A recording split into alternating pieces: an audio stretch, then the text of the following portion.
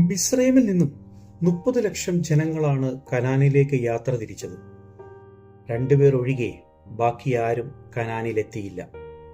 അപ്പോസ്തലപ്രവൃത്തി 7-ാം അധ്യായം അതിന്റെ 39-ാം വാക്യം ഇങ്ങനെ പറയുന്നു: നമ്മുടെ പിതാക്കന്മാർ അവന് കീഴ്പ്പെടുവാൻ മനസ്സില്ലാതെ അവനെ തള്ളിക്കളഞ്ഞ് ഹൃദയം കൊണ്ട് മിസ്രൈമിലേക്ക് പിന്തിരിഞ്ഞു.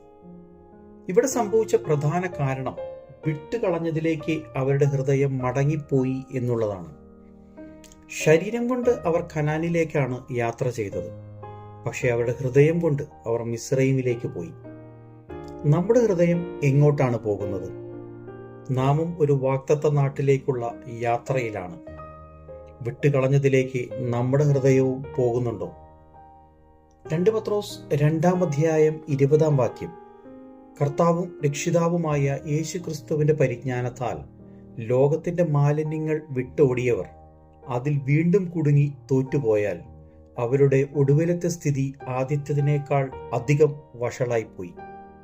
ഇതൊരു മുന്നറിയിപ്പാണ്.